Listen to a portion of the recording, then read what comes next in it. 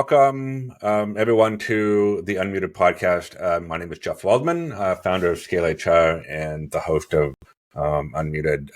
It's a weekly pre-recorded podcast where we talk about all things HR, talent, HR tech, and so we relaunched the podcast about a month and a half ago, and so we've been dropping new episodes on our website and a YouTube channel every Thursday mornings. And so we've had some really good conversations with some thought leaders, HR leaders, talent leaders, and practitioners, from across the Canadian space.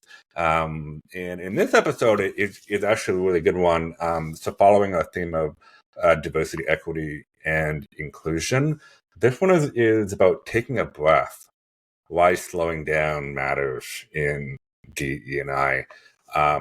It's an interesting one, and we're going to dive right into this episode with our guest, and her name is Dominique Riviere. Sorry, did I get that right? I can read. Okay. So I want to welcome our guest, Dominique Riviere, who's the creator and the principal consultant of Fictive Kin Equity Lab. And so Dominique is based in Toronto, I think. We'll find out soon. Some of my memory is terrible. But Dominique, I just want to welcome you to the Unmuted podcast. Thank you. It's nice to be here. So it's great to have you here. And so, before we, dive into our topic, and, obviously we had a fantastic conversation about this, a couple of weeks ago. And, but can you maybe tell us, what you do and what your company is all about? Sure. Well, I guess, I could say that I'm an accidental entrepreneur, and that I certainly didn't plan to, start my own business, particularly 3 years ago in the middle of the pandemic here in Canada. But sometimes you just have to take the leap. And so that's what I did. So I would say, my company is about 3.5 years old or so now. And it's certainly gone through a lot of iterations and pivots during that time, because that's what happens when you launch a business with no plan. But I will say, in the past 8 to 10 months or so, things are starting to gel a bit more in terms of this is what I actually was supposed to be doing, this is what I'm meant to be doing. And so my focus now is on providing a dedicated, protected learning and development space for people who do equity work in organizations. So this means it is for folks who, let's say, have an official role, like let's say a manager of inclusion or a chief diversity officer or something. But it's also for people who, let's say, don't do that work professionally, but they still have some sort of DEI role in their company. Right. Usually on a DEI committee or council or the chair of an ERG or something. They're still active in this work in their organization in some way or another. So I would assume that you obviously work, with a lot of smaller organizations. Most small companies don't have someone who's dedicated. Yeah. It's so far, it certainly has run the gamut. I mean, when I first started, I was working with the big organizations because that's who was coming to me, and that's also who was in my network, right? I basically, once I had the idea for Fictive Kin, spent a few months sort of thinking through what it could be, doing some very basic business planning. I think I emailed 10 or 11 people in my network and said, hey, this is what I'm doing now. And, sort of that's how things got started. I will say, though, that, in the past year or so, I've realized that I need to not focus so much on organizations, but focus more on supporting the people who work in them. So shifted a little bit from having the organization being the client as opposed to the individual, working with me directly. Right. Fantastic. I mean, it's a great space, and obviously it, very much needed. There are a lot of people out there who are tasked with, doing this work, but don't have the background or expertise. So, I mean, obviously, it's, fantastic, to have people like, yourself. So when we spoke, you mentioned this term, slow your roll. And Yeah. I use that a lot, actually, for a lot of other things. But in this context, when talking about diversity, equity, and inclusion, you Yeah. said, organizations and people need to slow their roll. So what does that mean to you? What does that mean? Yeah, I mean, certainly, and I use that phrase a lot too, just like in my regular life, but certainly in this context, um, there was a lot of urgency around this stuff 3 years ago. You know, Yeah. um, from my perspective, it was like almost like a twofold urgency. Certainly, there was the pandemic itself and the inequalities that were being revealed by the pandemic in terms of who had basically was like able to pretty much roll with it. They had enough space in their homes, they had enough bandwidth on their internet, they had a cottage they could they could run off to, Yeah. and who didn't, right? And so and what that meant for like your ability to get your work done, to get your schoolwork done, to even contract COVID. There were glaring disparities in terms of the I guess infection rate among different kinds of demographic communities, right? And so a lot of folks were surprised. I was not. A lot of folks were surprised by that. It was like, this is the world we live in. So there was that piece of it. And, then there was the seemingly like, spate of murders of Black people, at the hands of both officers and citizens, private citizens for, virtually no reason whatsoever. And the backlash against people being upset about that. And again, Yeah. I was not surprised, but also was like, this is the world we live in. And so Yeah. because of, I think, those two things, a lot of companies and a lot of people were like, oh, this is still really a big thing. I need to be seen to be doing something. Right. So, a lot of companies were hiring chief diversity officers, or a lot of people, commenting on social media about how awful things were, which was fine. But it, you can't stay in a place of urgency when you do this work, because if you do that, you end up missing the all the things that underlie the situation that we're in. So anti-Black racism is not new. It's not a thing that just showed up 3 years ago, right? Health inequities are not new. They didn't just show up 3 years ago either, right? No, yeah, right. Yeah. So trying to sort of fix everything because now it's becoming urgent for you, it's pretty much a surefire way to actually make the problem worse. And that's really interesting because that sort of segues into my next sort of question, what's about the unintended consequences. I mean, obviously, when you rush things, that's sort of a message, for anything really. Yeah. It is, if you rush anything, there's a higher chance of failure. Which is not a bad thing in certain contexts, right? Yeah. So, what are some of the potential consequences? You sort of talked a little bit about it, but maybe just sort of carry through a bit more as to when organizations and people rush diversity, equity, and inclusion efforts. What are some of those consequences that they may face? Certainly there is. There is certainly a greater risk of sort of doing harm to your employees who belong to one or more equity deserving groups. In the sense of, there may be a feeling of like, oh, finally, I'm being heard, we're being seen, we're being taken seriously. And then, when you rush it, you get to a point, I think, pretty quickly where you realize, oh, this is a much deeper issue. This is a much more complex situation. There's a lot of like basic, like fundamental things that we need to do that we haven't done yet. And so the work stops. And so that leaves all of those people who, were hoping, oh, maybe this time something will happen. Maybe this time, we'll get some real change, feeling, like disappointed, hurt, bereft, low engagement, all of those things. That's one potential consequence. Another one is actually opening up space for, I would say, more almost violent forms of harm against both people within your organization and outside because of the backlash that can come when you rush things and try to make changes quite frankly, when your organization and its people aren't ready for it. Right. So, there's been a lot of conversation in the media about how, racialized employees don't want to go back to the office because it's not a safe space for them. They're happy to stay at home, and work from home because, the risks of microaggressions, the risk of macroaggressions, all of those things are far less. But when you rush your DEI process, whatever that is, and you don't adequately prepare people for, what that means, what the consequences are, how they will have to change, backlash, as we're seeing, much more globally, as a higher risk.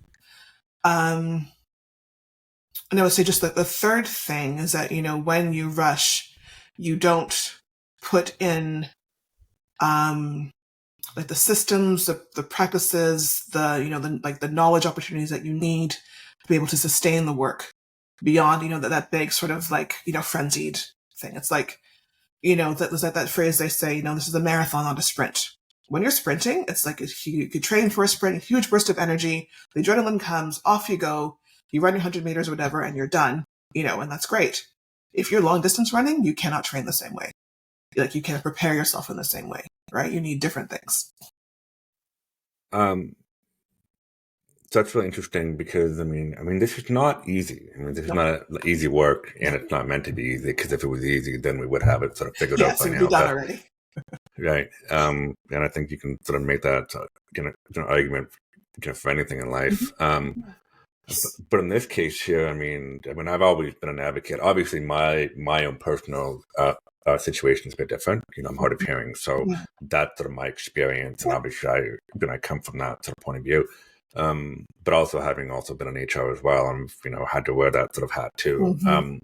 But the big thing that I've noticed is that when people and organizations rush into something, it's focused on the sort of superficial or the surface level of, if you want to call it, things. So Mm-hmm. it's like a statement, or running an event or a lunch and learn or a workshop or talking about something. But what's really, this work is meant to do is to change something, change behavior, change a system, change a process, change something so that the outcome will be better, right? And that's hard work. That takes a lot of effort. And so I guess my next question is, how do you strike a balance? Mm-hmm.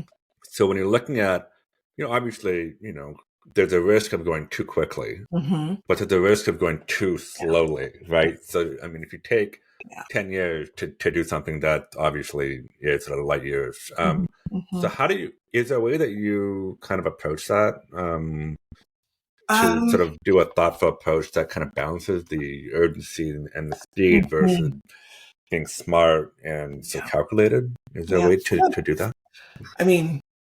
Sure. I don't know. I don't know what the answer is. To balance things, but I think, the advice that I have given both when I, in my role as, the principal of fictive kin, but even when I was working in organizations doing equity work, is that first, you need to just be really, really honest, honest about, why you're doing it. If you're doing it for performative reasons, although no one wants to admit it, but you need to do that hard work of being honest to say, we don't want to be part of the problem. We don't want to be seen to being part of the problem. We don't want to look bad. We're nice people, all those sorts of things. Or, we're doing this because, our boss, our CEO, our VP, or, our chancellor said we have to. So, right. Let's say it's coming down from higher up within the organization. So that's thing one. And I would say, sort of related to that, thing two is be really honest and clear about what your limitations are in terms of the nature of your organization, how it runs, whether it's regulated. If you're working in the financial sector, healthcare sector, all of those sectors are very highly regulated. There are a lot of things that you simply cannot do, right? So being very, very clear and doing a scan, doing it like a state of the nation kind of thing around where you are, what you are legally bound to do, what are you beholden to do? Let's say to your board, or let's say to your investor, or whoever, whoever is, basically holds the purse strings. And people, I think, again, folks don't. So for companies that are doing some work already, and are there signs that they should look for where they should be saying, "Wait a minute, we need to sort of slow our roll here"? Is there something or things, key signs that you would recommend to look at? I need to think back to like my own experience. Yeah. So, like, for example, say companies are going through a bunch of different things, and things are happening obviously in real time, and companies move fast nowadays. Yeah. So yeah, I would say, I'm trying to think of some examples from, again, my own professional experience. Well, sometimes, if like shit goes really wrong, like if people get really upset, and you're like, let's say, this happened to me once, running an event, big national event, brought in folks from all over the country, including people from various indigenous territories. And it was all going really well until it wasn't, because we hadn't adequately prepared or even thought to prepare for what it would mean to ask indigenous people to come into the city, come into an event. And we had like no culturally relevant spaces, programming, safe spaces, elders, to support them. And I think, everything leading up to that event was done really, really, really quickly, far more quickly than I would have liked, but it wasn't up to me to set the pace. Yeah. So that's a really clear sign that you should slow down when something like that happens, in real time, very publicly, over the course of several days. I would also say, based on the conversations I'm having with various folks now, is when, let's say, like you almost literally run into a wall where you actually can't go any further because you didn't set the foundation up properly. So, for example, I was speaking with a friend who actually just left this organization after being there for, I think, close to 20 years. Oh, wow. Yeah, and, my friend, again, did not have actually, no, that's not true. I was going to say he didn't have an official DEI title, but he was the manager of accessibility. So yes, he did, or director of accessibility. And, he had been, asking his team and his boss for years to say, we need to do more than just have these one-off trainings. We need to go further. Here's all the things we can do. I've been doing all this reading, and he was constantly getting rebuffed, shut down, dismissed. And right before he left, the senior leaders were having a conversation about, I think, some new direction that had come down from higher up in the organization, and they couldn't do it because they hadn't listened to my friend and set the foundation up, in the years prior to that. So basically, if they tried to go ahead and meet this new mandate, they would fall flat on their faces and do even more harm than if they had just, again, slowed down, gone a little bit deeper, taken their time, and so, been able to even just adequately, adhere to the mandate that had just come down from higher up. Mm-hmm. Do you have any examples of, organizations that have slowed their roll and they've seen, sort of long-term benefits of that?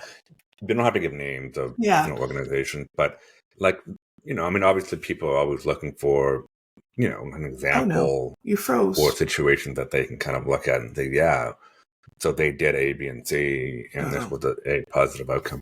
Oh, sorry. You froze for a second on my end, so I missed. Oh, sorry. What you just. Do you have any examples of organizations that may have slowed their roll a little bit and have seen long-term benefits come up as a result of doing that? And don't give any names. Yeah. Like it. You don't want to, but. Funnily enough, the organizations that I'm aware of, they're all equity consulting firms. right? So, Well, makes sense. I mean, hopefully they would, do that, right? you But that's not know, a bad thing. no, That's a good thing, no. right? And they have clients, so they're like, I anticipate that they're sharing the model with their clients. I would say I've certainly worked with organizations in the past 3 years who are certainly trying to slow down and and take a couple steps back. But I think the one organization that I'm thinking of, they are another national company, and they have been on a DEI journey for quite some time. So even like, as I say, even before June 2020, they were taking this stuff seriously. And so they did the training thing. They've got like a council of volunteer employees. They've put together a plan, a very strategic plan for like the next, I'm going to say 3 years, but maybe it could be 5. I'm not sure exactly how long it is. And so let's say over the past 4.5 years, they really have been slowly taking their time, building out a process. They have different pillars for their D&I work. They have different responsibilities. They have promoted from within some of their employees to take on more of a DEI role. And so they certainly they have seen, in terms of like, interest and engagement from employees has gone up in terms of the rate of employees doing the voluntary components of this work. Like, they have like a tech-based like learning solution that employees can, like sort of learn on their own time, like learning about different DEI concepts and issues. And like last I heard from them, uptake is like 75% or something, which is huge. Right? I mean, they'd like to be higher, but like, again, be realistic. Be realistic about where you are and like who's in your company. So all that being said, they are now at a point where,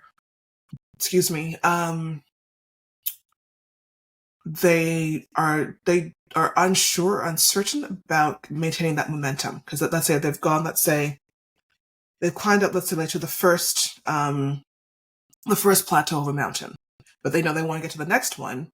And they're not quite sure how to do that, because this next phase is going to be trickier and much more complex, because it's going deeper into their operations, their mandate, the direction from the board, and all these other things that are just going to be that much harder to do. So it's, again, that balance of what they do next in terms of like, we can keep going slowly, but I think if they do that, they're going to lose momentum and goodwill. If they keep going at this like really slow, intentional pace, but if they rush it, that's going to be even more catastrophic in the end. So,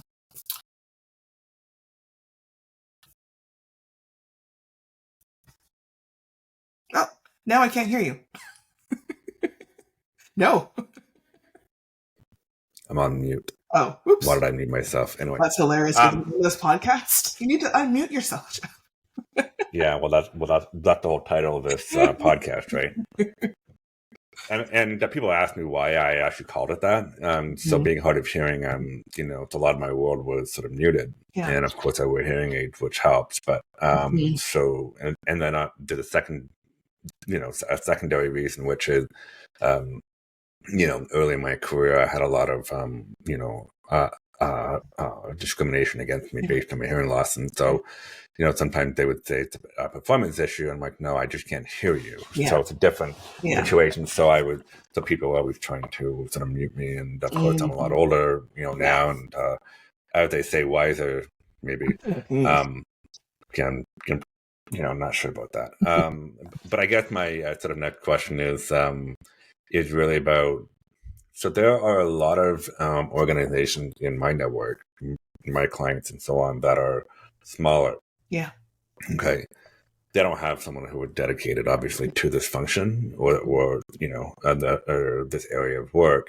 However, they have an interest in it because of what they do, sort of HR, leadership and so on. So, and most of them have not nothing, but very bare bones in terms of any kind of a concept in terms of, diversity, equity, and inclusion. They may have done certain things here and there, but they're really at, step one. So what would you suggest to them in terms of ensuring that when they do start this work, that they don't go too quickly, they don't go too slowly. Mm-hmm. It's, I guess, sort of, the right mix of urgency with, Mm-hmm. being calculated and smart about things. It like, are there a couple of things that you would sort of, suggest that they do to kind of start that work? Yeah, I mean, so yeah, but I just want to touch on something you sort of alluded to at the beginning. About they don't have a lot of small to medium businesses don't have a lot of resources necessary to hire an expert, either like hire someone to work internally or hire an external consultant. And I would say is that you don't actually need to be an expert or to have an expert to do this work. I mean, not to put too fine a point on it, but a lot of this stuff is just about being like a decent human being, right? Like there's no this, right? There's like at the root of it, there's just, be a better human. And so to do that, like you need to like just maybe adjust who you follow on social media, add some accounts, maybe get rid of some accounts. There are so many people who are putting out such incredible work for free, on various platforms, TikTok, Insta, all the big socials, on their websites, blog posts, all of it on LinkedIn. So just follow those folks, read what they have to say, read, don't engage in comments, just read some of the comments, and see how people are having these conversations. There are books you can buy. Like it's not, it doesn't have to be insurmountable. I think, one of the biggest, barriers, I think, like, both for folks getting started and folks who are still in like sort of doing the work is this sense of a need for perfection, right? Wanting to do everything perfectly right out the gate and, not want to take a risk of failure because you won't be perfect right out the gate. And one thing that I have said to folks is that perfection should not even come into the conversation because we are all set up to fail, like from the beginning. This world was designed for us to fail at this work, right? So we're all all starting from a place of failure, so just like, don't even think about that P word. For me, that's really liberating. A lot of folks are like, what do you mean I'm going to fail? It's like, but no, it's liberating because it means that there's actually so much room and space for you to learn and unlearn as you do this stuff. So it doesn't have to be major. Just, read a book, watch documentaries, like however it is you like to learn best. I would lean into that first as thing one. And then thing two is thinking specifically about the organization or the business. Look at what you already do. Look at, what your strategy is, what your daily operations are, what functions you currently have, and see, and, look at those things and say, okay, how can we, whatever it is that we're doing, whatever it is we're selling, whatever service we're offering, however it is we run, what is like one or maybe two things we can do to just open up a bit more access to this stuff? Because equity work is basically about creating more access, removing barriers for people to either opt in or not to the thing that you're offering, right?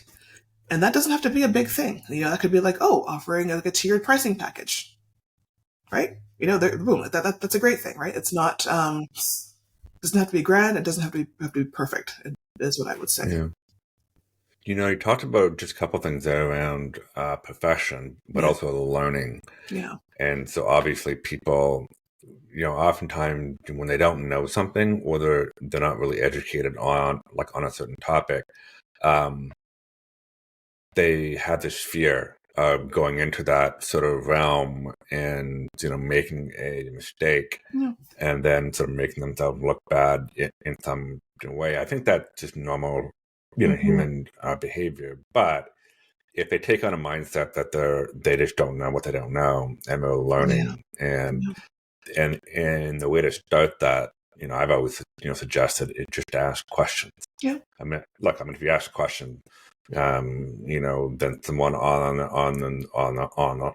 the receiving end of that question, it obviously, if it's a genuinely asked question, they're more willing to sort of answer that question with a genuine answer, right? So, I mean, for example, if you're speaking to me and I'm hard of hearing, and you've never worked with someone who was sort of like me, I'm hard of hearing, and a lot of people have told me over my 23-year career is that they feared asking me the wrong question to embarrass me or demonstrate that they're not being empathetic or kind and so on. And I give them the permission to ask questions in a spirit of learning, opening up their mind, but also they come from a place of being genuine. So I think that the key message here, for a lot of people, is that when they start doing this stuff, you have to ask questions. You have to seek out people with that experience and expertise in certain areas and just ask questions and to educate yourself. So. Yes, I agree. And I would add to that also to be mindful of let's say not expecting a response, because not everybody wants to be in education for someone else, right? Some of us just want to get through our day, right? So you're absolutely right about that. Yeah. I mean, obviously, so take myself. I'm willing to answer a question, okay? But I've made it okay for people to ask me questions. Now, there are a lot of people out there who don't want to answer questions, and they're in the same boat as me, and so people need to be mindful of that. Exactly. They shouldn't marginalize those people, just because they don't want to be that person to answer some of those questions. Yeah. You're absolutely correct. Absolutely right. Yeah. So we talked about a lot, even through our, technical challenges, which was always it's Friday the 13th. Come on. Yeah. Oh my God, it is. So I'm telling you, there's got to be something, to that.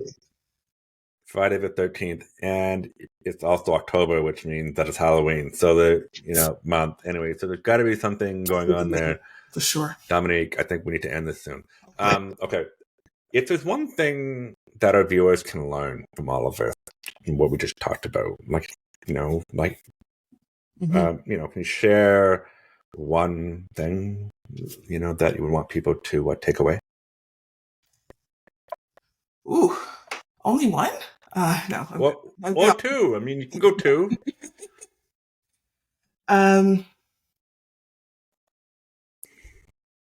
Goodness. I would say, because it's without sort of having a clear sense of who your listeners are and, and why they might want to be listening to this particular podcast. I would say that, the best thing that any of us can do, and it relates to what we were just talking about, is to take a step back and listen, learn, but also be committed to unlearning. Because there is so much of, let's say, accepted conventional wisdom about, how the world works, how power works, that quite frankly is inaccurate, to put it mildly. And that conventional wisdom is, I think, one of the things that makes it so hard to make meaningful, sustainable change, from when it comes to DE&I, right? So you need to be able to put yourself in a place and in a space where you can be challenged, personally challenge yourself, never mind being challenged by somebody else, but being able to personally challenge and sort of take a critical perspective on your own perspectives. I think if you do that, then all this other stuff, it just becomes that much easier. So that's a very powerful message. So thank you for that. And so that is my segue to thank you, obviously for being here with me, for putting up with our technical challenges, and just obviously, like everybody out there who is watching this episode, I will post all of the links where you can contact Dominique, on her website, social media, and so forth. So once again, the Unmuted Podcast is a relaunched podcast talking about all things HR, talent, HR techs, and all of our guests are currently from the Canadian marketplace. Next year, going into other parts of the world, and we drop new episodes every week on Thursdays. And so, and don't forget to, subscribe to our YouTube channel, just so you can get, notified when there's a new episode that published. And so Dominique, thank you for being here. Welcome. So it's a great conversation. Thanks for having me.